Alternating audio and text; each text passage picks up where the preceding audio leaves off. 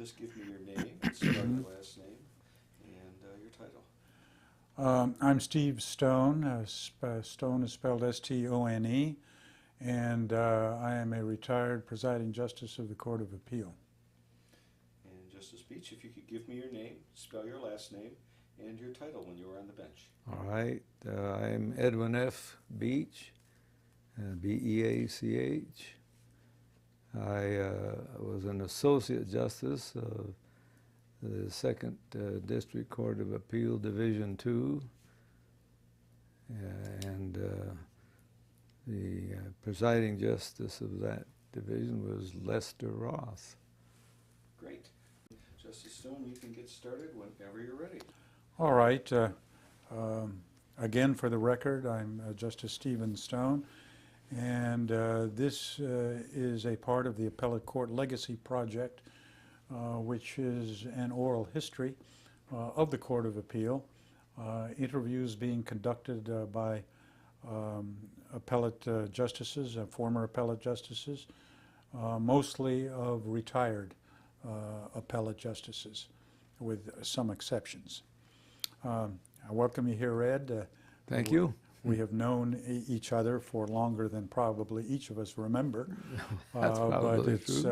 It happens to be 46 years.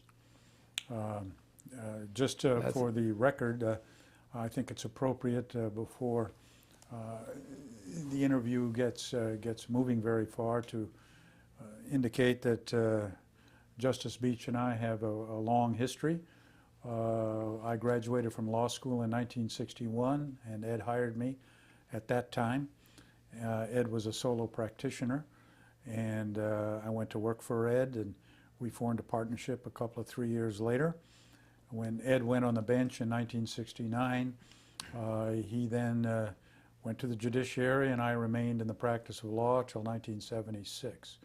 And I say this only to indicate to whoever is going to see these and hear this tape that you and I have known each other for a long time. Both as lawyers and friends. Both as lawyers and friends, as judges. Judges and friends. And I will say this, it's probably that to the extent I've ever had any success, it is largely due to Ed Beach, who taught me how to be a lawyer. He taught me the value of integrity as a lawyer, and that there is no other way to engage in the practice of law or to be a part of the judiciary than completely honest and with full integrity, and that alone is almost enough to guarantee you success. And I've learned that from you, Ed. Thank you. And You're I very appreciate generous. that. You're kind. And you taught me that, to tell the truth, and I'm telling the truth. You always have. Because I'm not smart enough to lie. So, Ed, I know that you have, when was it that you went on the Court of Appeal? September 17, 1973. And since 1973, and you served there how long? 13 years. I'd like to ask you a few questions and discuss with you a little bit of your background, which we all know how we were raised and the circumstances informs us often as to who we become and what kind of judges we are in terms of an unspoken judicial philosophy. Certainly. Whether we think we have one or not, we have one. Certainly. And often it is, you can describe it as who we are, is what we are and what we do. So tell me a little bit about your life as a young person, where you were born, in your history in that sense. Okay, as you know, I was born in Lima, Peru, May 19, 1924, and I came to the United States with my mother and sister in 1930. We lived as a family with my father and mother and sister until 1930. In Lima? In Lima, Peru. And what were your parents doing in Lima, Peru? Well, that's an interesting thing. Actually, it was my grandparents who had migrated there from Spain and France, and on my father's side, during the I guess, great migration when a lot of people were going to South America for industrial purposes or going mining, etc. Was that in the late 19th century? Yes. Or early in the 20th? Late Late 19th. 19th? Yes. My parents, grandparents. My grandparents on my mother's side came from, her mother was born and raised in London, England, and Really? her father was an American sea captain. My mother's father. And how her parents met, I don't know, but they stayed down there for a while. And my mother was born in Peru, and so was my father. And in any event, we So came. there were Peruvians of European descent? Yes, my mother would have been European and American descent. Her father was actually American. And let's see, we came up here in 1930, and I've been here ever since, so to speak. What were the circumstances when you arrived in this country in terms of your living arrangements, your schooling? Where and under what circumstances? Well, I don't know for sure too much about it because I was only about 6 years old. But I do remember coming up on the ship. It was a Japanese vessel, the Charcas Maru, I think. Right. And we had probably, my family was probably sponsored by a very dear friend of my mother's family who happened to be a missionary down in Lima, and he contacted some missionary in California to be sure to welcome us when we came aboard in San Pedro. And we stayed with them as friends. We had no family or anyone else that we knew of here in the United States, so it was pretty brand new, just plunk immigrants. Here we are. But What, was your mom an American citizen? she may have been by derivative citizenship from her father, but I'm not too sure. That's an unknown item. But I think she lost her citizenship when she married my father down there. And the reason I say lost is because much of her bringing up was down in Peru and Argentina with a brother who lived in Argentina of hers, and her parents were her father was an American sea captain, I think, and she was educated partly in Peru and partly in the United States, and as a matter of fact, went to Hamlin University in Minnesota. I forget where Hamlin University is, and she got her degree there. Then went back to Peru at the behest of this missionary who wanted her to come teach school down there. She met my father and got married, and then had a family, and then, as far as I know, she never did teach school down below. But when we came here, I think it was her intent to go to school, but she was unable to go. I meant to say it was her intent to teach school, but she couldn't because she didn't get a degree here in California in 1930. California didn't allow anyone who did not have a California certificate, I guess, to teach. So she went back to night school here in California. And my sister and I were placed in a children's home during that period of time while she was going back to school at USC School of Education, I guess it was. And so when she finally got her teaching credential, she had to work and go to school at the same time. She did interpreting for I forget the name of this language school, very famous language school. Berlitz? Berlitz, yes, here in California. Anyway, so when she finished that, she obtained a job and was able to get my sister and me back living with her regularly. So we spent 4 or 5 years at this children's home in Sierra Madre, and After that, was it Pasadena where you? then grew up? we went right to Pasadena where she obtained employment, and Now- then I went to the schools in Pasadena. I had gone to elementary schools in Sierra Madre, close by. Now, I understand that. All right, and we are ready. Now, I understand, Ed, that if I recall correctly, one of the trustees of the children's home where you were was a judge by the name of Park Stillwell. Is that correct? Oh, Parker Wood. Parker Wood. He was indeed. You have a good memory. Parker Wood was a trustee of the little church. The church had some kind of an organization called the Plaza Community Center, and they try to do good works for orphans and poor people, and etc. And it was through this friend, this missionary friend, who happened to be a good friend of Parker Wood, Dr. and Mrs. McCombs, who were friends of Parker Wood, and they introduced me to him. Not until I came back years later from the Army. I didn't get a chance to meet him until much later. Was he of any influence to you in terms of your career, or if not future career, in the law?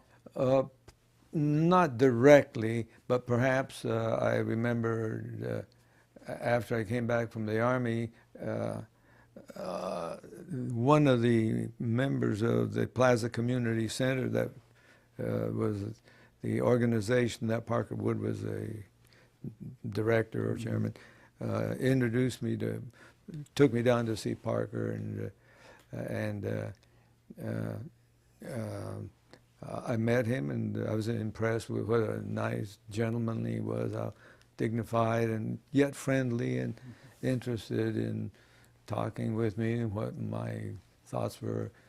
That sort of impressed me as, gee, going into the legal profession might be pretty nice. Now, you served in the Army in World War II. Yes.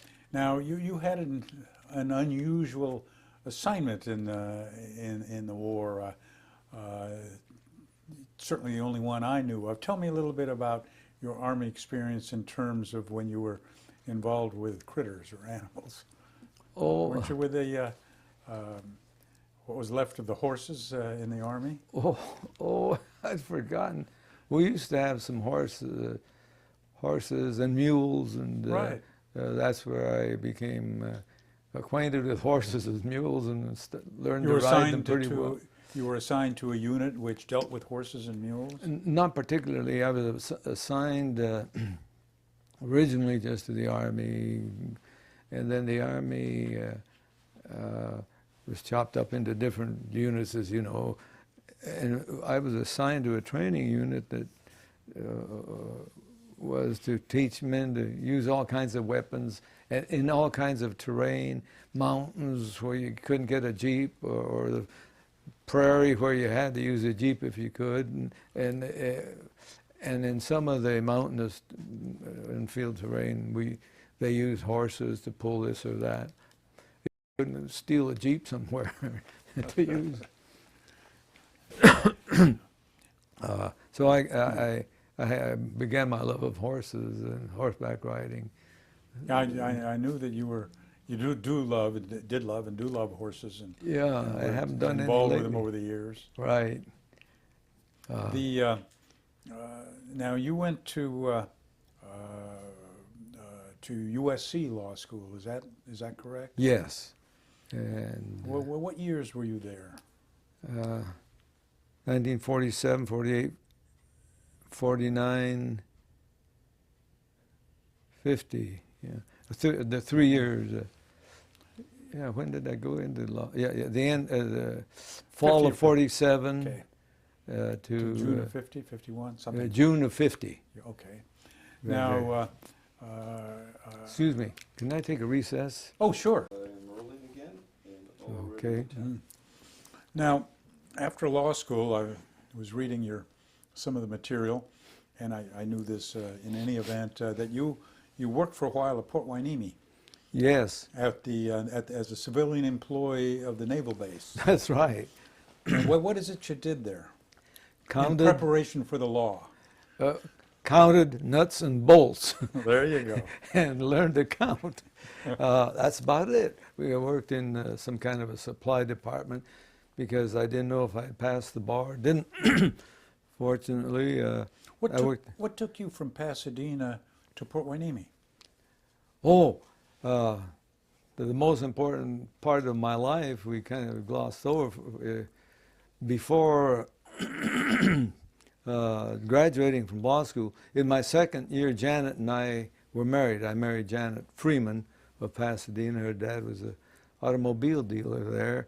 And I met her when I came back, and I took a course in a class in public speaking, and she was there. And first sight. It's all right. Forgive me. It's all right. I know it's tears in my eyes. She died Yeah. after, 51 years of marriage. Anyway, after law school, I came up to Santa Paula, and you were wondering what brought us here. Before I went into the Army, I was a gymnast with the Pasadena Junior College gymnastic team, and we were reasonably good. The rest of them were real good, but we used to come to Santa Paula. I understand you were very good on the rings. Yeah, I did. I did pretty well on the rings. Your fame precedes you. Thank you. I still have a set of rings at the house, as you well know, big set. Anyway, I had been here before the war, and before I went into the Army as a student of Pasadena Junior College. And I visited Santa Paula a couple of times, and the only person I knew in the whole doggone city was the gym coach. So of course I had to naturally move here. Yeah. I didn't know anybody, but I remember seeing Santa Paula as a beautiful little community, tree-lined, and it reminded me of Sierra Madre, where I had gone to elementary school for a few years while my mother was in college at USC. And Sierra Madre was a beautiful little town, still is for that matter, close to Pasadena, Altadena there. And Santa Paula reminded me so much in the quietude. And as you know, when you were Yes, it was. moved it there, was charming, and it was. It was much like in the series, the Twilight Zone series. Rod Serling often wanted to capture the peace and quiet of a small town, and it always looked like Santa Paula. Yeah, right. But I know. So you worked at Port Hueneme while you were waiting For the results. And they, as a matter of fact, I was working at Port Hueneme, and this was in 1950, and it was the middle of December, I think, and I didn't know whether I'd pass or didn't pass, but some friends called up, told Janet, or told my mom that I had passed, and she called Janet, and but they couldn't get through to Janet, but the bar committee said, called up and reported it to the Star Free Press, and the reporter called Janet, and they called me, and they said, hey, three of you guys from Ventura County have passed the bar, and the superintendent out of Port Hueneme asked me, now, does that mean you're a bartender now? I said, no, I won't be that lucky, or something like that. Who were the other two? Nagao Fujita and Fred Farrow. I remember, I knew that Nagao he worked with you at Port Hueneme, didn't he? No, he didn't work with you. He didn't. But I knew that he was of your class in Ventura County, in Yes. terms of passing the bar. Right. I didn't know it was Fred Farrell. Fred Farrell was the third one. So you started a practice in Santa Paula, a solo practice? I went immediately home when they called me to the telephone there at Port Hueneme. I turned in my smock to the manager of the department, said, "Thanks, Al," or whatever his name was. "Appreciate you being nice to me. I'm quitting because I passed the bar, and so I'll be going home." Went right home, and I had met, in the meantime, I had come to Santa Paula looking over, and just in case I should be lucky and pass, I met some of the older lawyers, and one of them, Arthur Blanchard, who was very kindly gentleman, and his wife had kept in touch with us, and they knew another lawyer, a man by the name of I. Parker Vesey, who had been a lawyer for the Southern Pacific Railway, and he Arthur said, when he knew I had passed the bar, he said, "Well, here's a place where you might be able to have a chair and a desk. Mr. Vesey doesn't use the office except once a week on Thursdays, and Thursday afternoon it was sort of a vacation for him." And sure enough, Parker Vesey said, "Sure, use my office till you get yourself organized and get some money." And so I did for about a month or two, and I made a sign. I meant to bring it. I made myself a nice sign that I lettered myself, and I still have it. What did it say? Edwin F. Beach, attorney at law.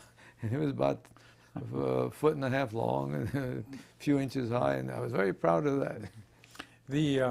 Eventually you shared a building with Blaine Romney, didn't you? No, I never. Oh, yes, I beg your pardon. In between that building, there were a couple other offices that I did share with Arthur Blanchard. To begin with, then I had a couple of my own, while Blaine was building a building which I eventually of which I became a tenant, and you and I started our partnership there. We did. Now, during the period 1950 to 1961, during that period of time, you became a justice of the peace, didn't you? Yes. Tell me a little bit about that. Well, the official title wasn't Justice of the Peace. Justices of the Peace were done away with by a constitutional amendment, so they just called them the Justice Court. But it amounted to the same thing. And everybody used to say, "Oh, you're the Justice of the Peace," and sure. But that's what it was, the Justice Court, the lowest level of judiciary, the first level of judiciary, and the level of that court was in every county there would be either a district, or if there wasn't a big population, there'd be one justice of the peace for the whole county.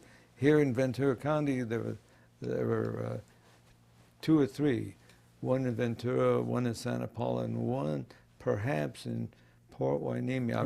It was Port Hueneme. And at that time, How did you become a judge of the Justice Court? My friend, our friend, mutual friend Blaine, and his partner Hugh Gallagher, and some other people around said they'd like to see a lawyer, because the only other person that might be running would be Alice McGill, who was rather elderly at that time. She had been an attorney, but had not practiced at all, to speak of, in Santa Paula or Ventura County. She was about, I think, a 1913 graduate of USC Law School. One of the first. Yes, very nice, decent lady, but sort of had not done any trial work or legal work at all. And they said that she had been a good city court judge. There was such a position, and, but they wanted someone who would be a little more knowledgeable, so they induced me to run, and I was Did you run against Alice? Against Alice, and but we became friends. She was very courteous and nice. She was. You and I both tried cases in front of her later. Yes, we did, and that was my first judicial position. Did you enjoy that? Yeah, I enjoyed it, and it was fun, and the circumstances of holding court were a lot of fun because it was, as you may remember, in the agricultural building. Half was the agricultural building, and half was the half of the building was the court and the court secretary and the court chambers. And I remember that when, well, it was true, wasn't it, that when you had a jury there, you had to leave the building because there was no room for both the jury and the lawyers. We had to step outside. Oh, that's right. The lawyers would have to step outside. The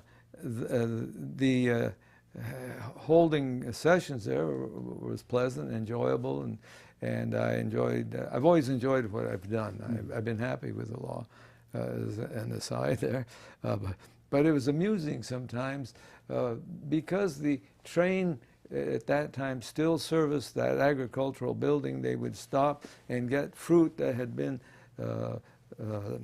fumigated and so forth, and so the train would come chugging in, making a lot of chugging noises and blowing the whistle right in the middle of a trial. So we'd take a recess for maybe half an hour while they unloaded commodities from the train.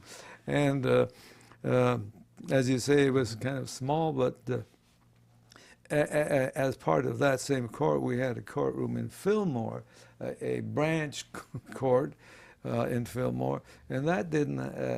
That was kind of fun to try cases over there as a judge because the same cramped quarters obtained over there, and to add to the indignity of it all, there was no restroom for the jury to use. So when the jury wanted to go to the restroom, the bailiff would line them all up, walk them half a block to the corner of the Union Oil station.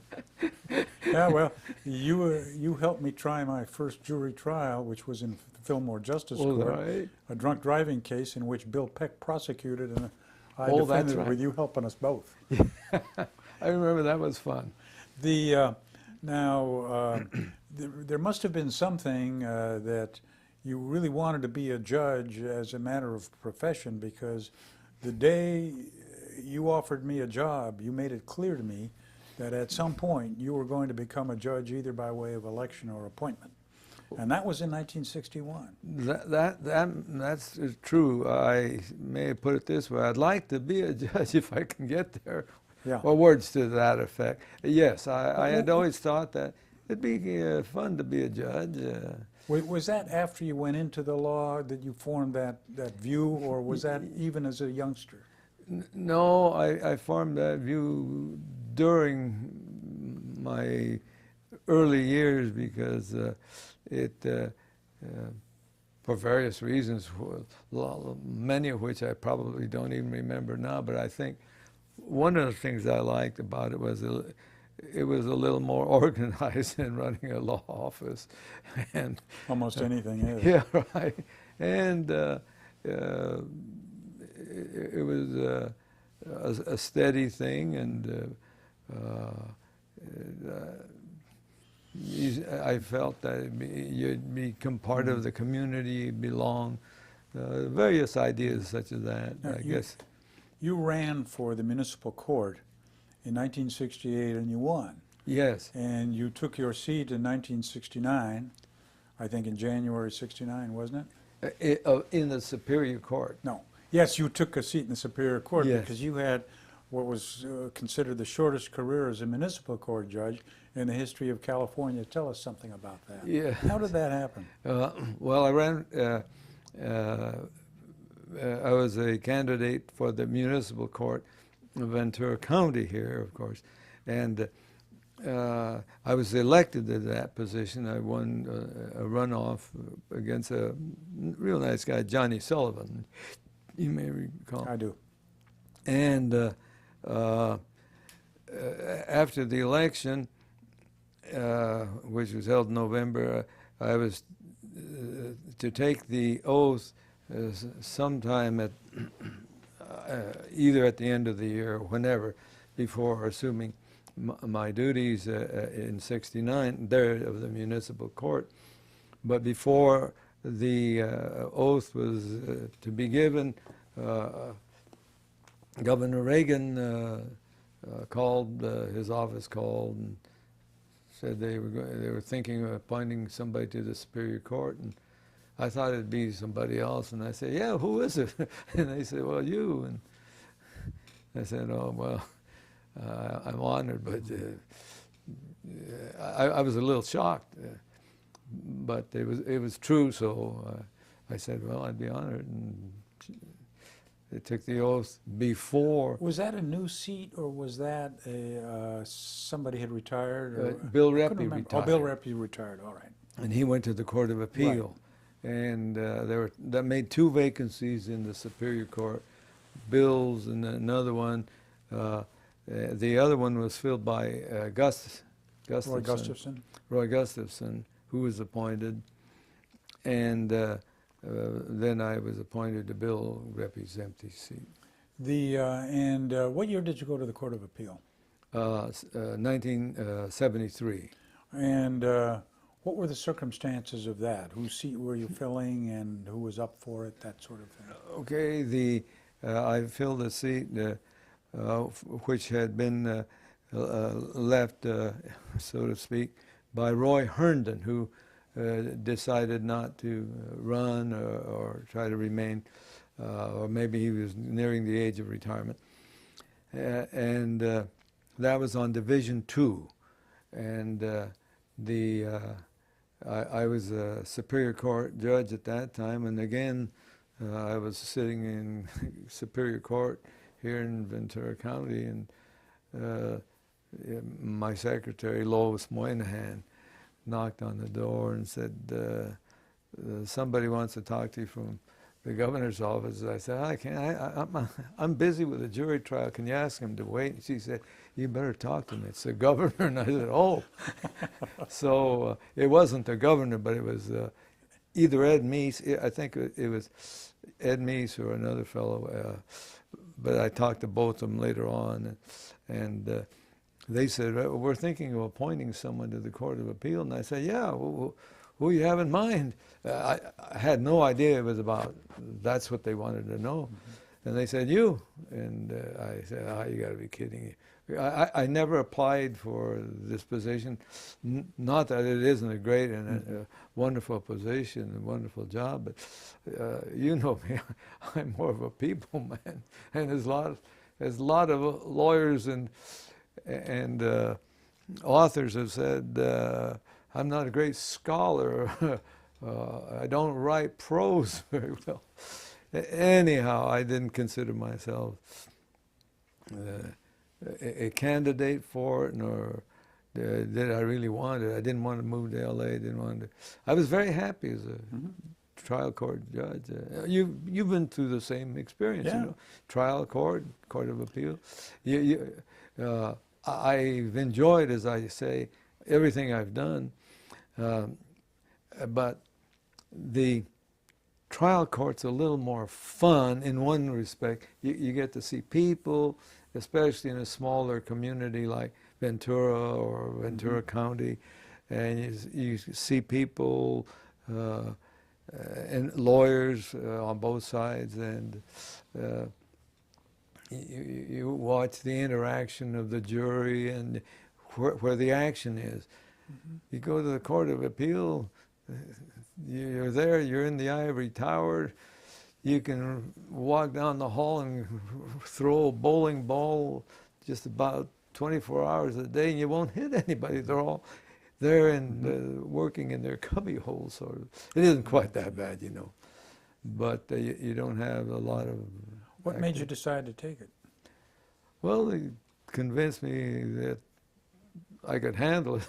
I wasn't sure I could. Well, I'll tell you. I called up Bill Clark, or he called me because because I told the governor's office. The first thing I did is I can't remember if I called or I told Janet I'd be home early. Got to tell you something. I said, I got to tell you this, and I said, I don't think I want to do that. And she said, of course you do. No, I don't want to. I had my doubts, and she told me, take it. You can do it. You can do it. I'm not trying to play false modesty, but there's a lot of difference between being a trial judge and an appellate judge, and there's a lot of hard work to both, but it's a lot different. And I had never done a lot of appellate work. I had done some, as you know. I had a murder case or a few other cases that we've taken to the Court of Appeal and the Supreme Court. So I really hadn't been around the appellate practice a lot. And then I didn't want to move to Los Angeles, and I thought, no, and I don't want to be driving down there all the time. But Bill Clark called me and heard that I had some reservations because I told the governor's office, may I have a, I wasn't playing hard to get, but I wasn't sure. So I said, may I have a day or two to think about this and give you, and they said yes. He should have said, well, you dummy, if you don't take it, we've got plenty others. Anyhow, they were very gracious. And so I was sort of waiting around to give them an answer, and Bill Clark called me from his offices, and he was up in Shandon, or one of his ranches at the time, and by then, when he called me, he was a justice on the Supreme Court, and he told me what he did when he was appointed to Division I, I think it was. Right, he could work at home and just periodically go to Los Angeles. And he said he rented some quarters in the towers and stayed there, but he worked it out so that he could take most of all of his work home and and go for hearings and conferences, and that's about what I did. So I said okay, and so I commuted. I understand there's a story out there that you who are a close friend and a respected friend of Jerry Berenson told them that they should appoint Jerry Berenson. I did. I And wrote that you letters wouldn't to take governor. it they would tell you that there's no chance that Jerry would get it from that administration. Did that happen? That's exactly what happened. And as a matter of fact, for years, I kept a copy of the letter. I felt so bad and told Jerry, I did not ask for this. I had written a letter just a few months before urging the governor to appoint Jerry. And I took it around to several of my Republican friends and said, let's all get behind Jerry. But there had been some political unhappiness, apparently, of which I knew nothing and didn't want to stir any bad feelings. But I kind of felt sorry for Jerry. I think you went sort of through the same. Exactly the same thing. Yeah. I don't know why. I told the governor, who was Jerry Brown, I said, look, Jerry Berenson deserves it. He's earned it, and he'd be good at it, and he wants it. And I'm not going to take it unless I am assured, and I'm given a reason why that I'll buy. I'll either buy it or won't. Why you're not appointing Jerry Berenson? And he told me that there was, he absolutely wouldn't do it. He was upset with Jerry about something. Yes. And he was not going to do it. And so I said, all right, but let me be the one that tells Jerry. I don't want Jerry Berenson. Yes, right. I said I want to talk to him privately. Yeah, because it's a hard thing. I want to tell him the circumstances because I consider him one of my fine mentors and a man who I respect without reservation. Yeah. So I know what you went yeah. through. Yeah, I was just following you at it like I always did. Now, when you went to the Court of Appeal, Ed, who were the justices on the division that you were Division Was 2 at assigned the to? time? The presiding judge was Lester Ross. The assistant presiding judge would be Macklin Fleming, and Buck Compton, with whom I became very good friends. And the seat, as I say, that was vacated was Roy Herndon's seat. And Had you known those three justices before you assumed the bench with them? no, not at all. But I learned to admire them, respect them, and really, I really loved Lester Ross like a father. Tell me what a little bit about your relationship with Lester. He was a well-known, I know, as a lawyer who had integrity, who would defend the defenseless. I believe that he was involved in the defense of the Sleepy Lagoon case. I don't at some think point he wasn't involved in that one. In I the don't think 40s? Lester was. Okay, but he had a fine, and was he a big influence on you and your judicial philosophy? Yes, he said many things that I remember. There's more than one way to write an opinion. There's 100 ways,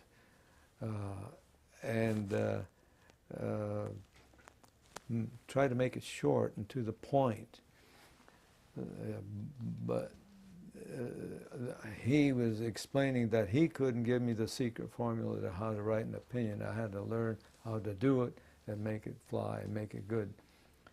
Number 2 was keep it as short as possible. Number 3, if you don't agree in this division, we disagree, but we do so agreeably. You don't have to write against your fellow judge. We got along famously.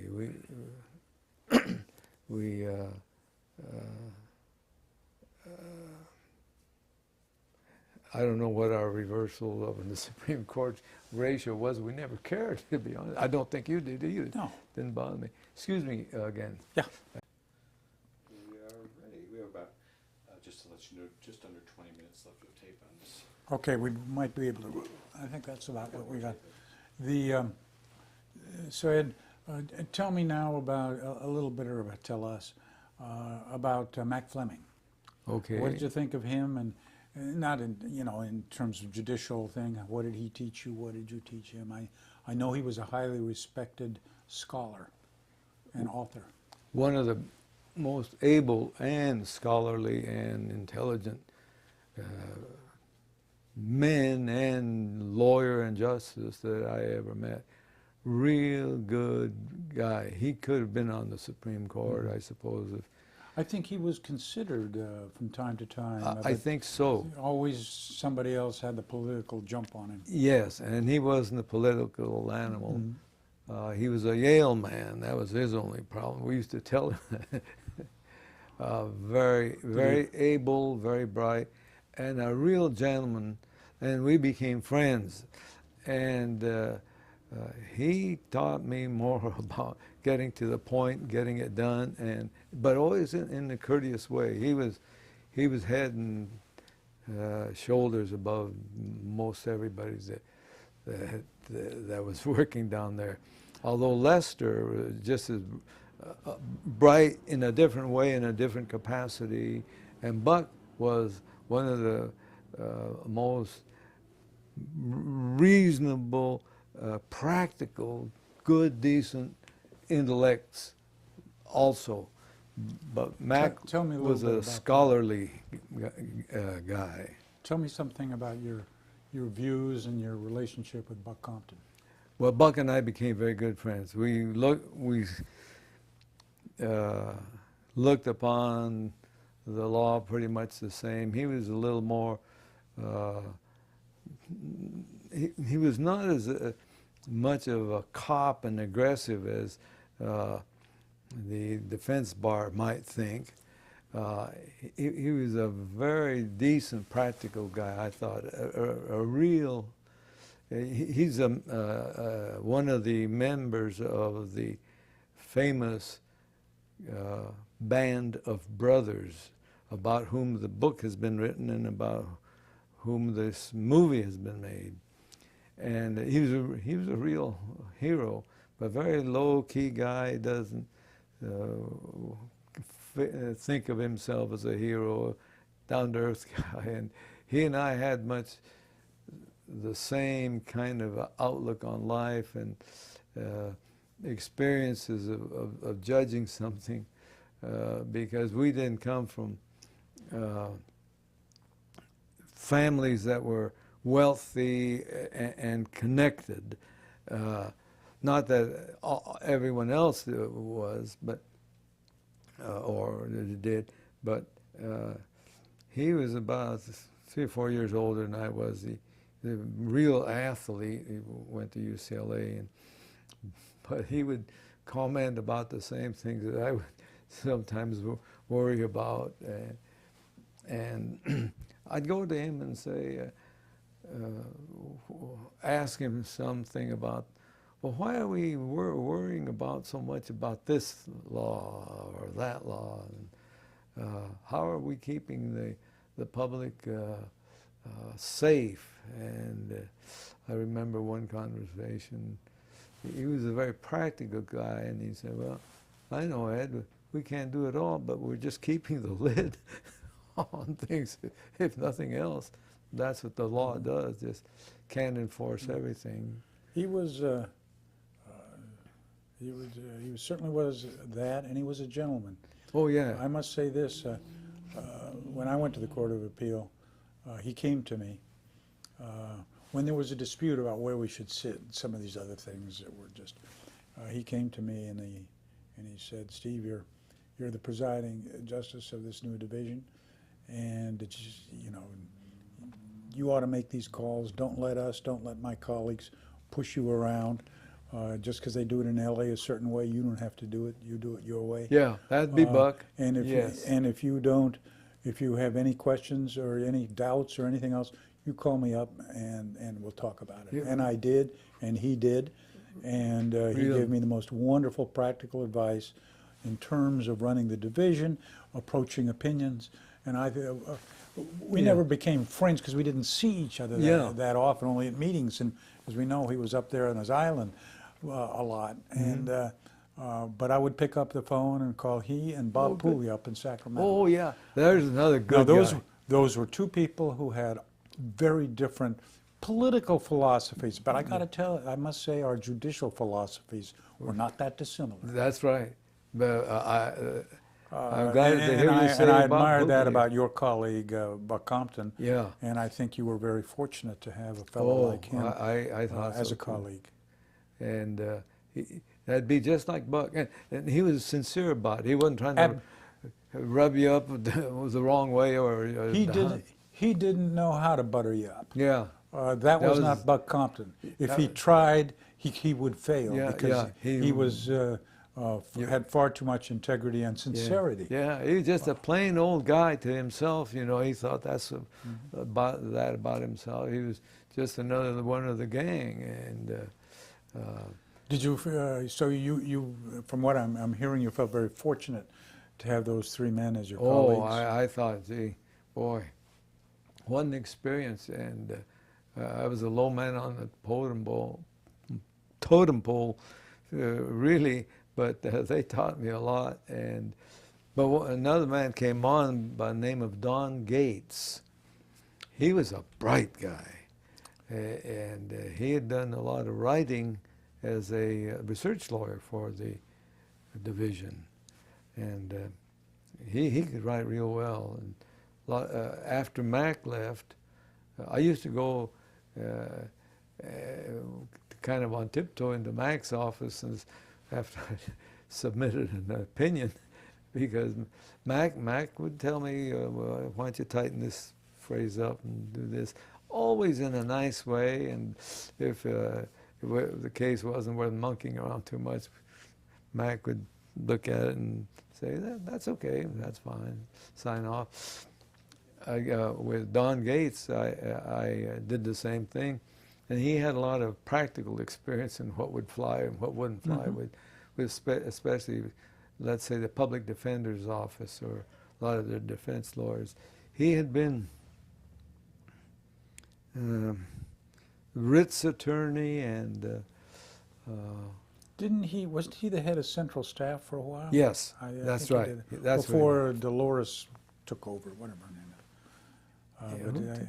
I think he went from running the central staff to the Court of Appeal. Yes, he went directly to the seat, Max Fleming's seat when Mac retired, and he was a bright guy, and very quick to discern what was the real problem. Not that the others weren't, but I always remember he had a good, strong ability to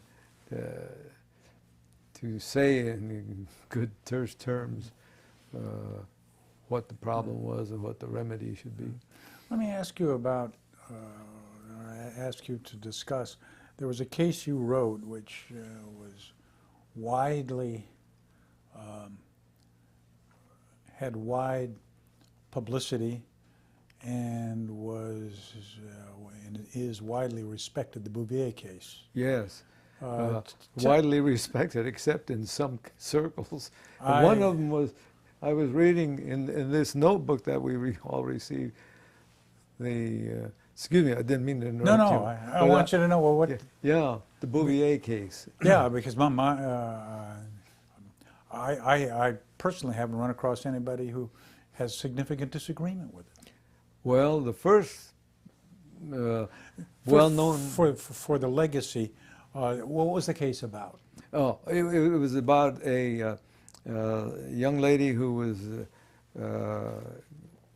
could not walk or move her arms. She was crippled with either MS or ALS, wasn't it? I can't remember, but she was neurological disease. Yeah, she was paralyzed in her legs and her arms. She could barely move her fingers, and she was being fed through a tube in her nose into her stomach at the county hospital, because I guess she was a county ward, and finally she said, "I don't want this anymore. Take the tube out." And the doctors refused. They said, "No, you've got to have it there, because if we take it out, you're going to die." And she said, "I don't care. Take it out." And so they didn't, and so she got hold of some lawyers, legal aiders. Some group assisted her in her petition to the courts, and we held that she had the right to have the tube removed, that the doctors in the hospital did not have to say the decision-making power lay in her hands alone. That's what you decided. Yes, and that was a hard case to write, and if I had it to do over again, I wouldn't write such a lengthy case, because there's only one thing. And I read some of the criticism, and I say, yeah, they're right. I should have just said, this isn't the reason. I shouldn't have gone in and explaining all of these terrible conditions under which she was living. The only thing that was important is who has the right. The one thing that was important was, is she mentally competent to make that decision? That's all. We all, I guess, the trial court and everyone said she was mentally competent, but she had all of this other debilitating condition. She couldn't turn. She had to be turned every so often. But there were nuances, weren't there? For instance, if the doctor, if she couldn't pull out her own feeding tube, a doctor had to do it. Somebody had to do it. Is that the crime of assisting a suicide? No, because he shouldn't have put it in the first place if she didn't want it. Yeah. But did she consent to it or not consent to it if he put it in? That's a good question. I don't know the answer. I I had a similar issue. I can't remember exactly Did how you? it came up. I was a trial judge, and the Supreme Court hammered me, Was that right? as they do from time to time.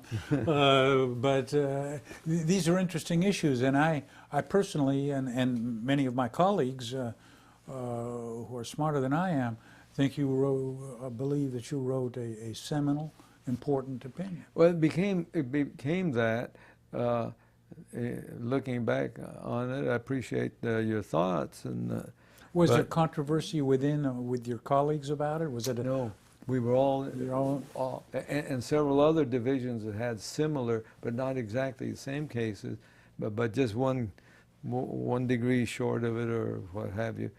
Jimmy Hastings, who's a real decent guy, oh yeah. he had a case similar, and I quoted his case in the Bouvier case, and most of the comment was in favor of our decision, but Bishop Mahoney, he took me to task. He said, this is a slap against all of the people who can't, who are semi-paralyzed and they're not respected, and it says that they're not worth living and all of that. We didn't say that, you know. That had to be implied, but I guess that's why I would make my opinion much shorter this time. I just say she had the mental capacity. It's her decision to make. Yes or no. It doesn't matter what the other circumstances are. Well, I read in your opinion, and I think a lot of people did. It isn't a question of right and wrong. It's a question of who has the right. Yeah, exactly. Because some people have the right to be wrong. Right. Correct.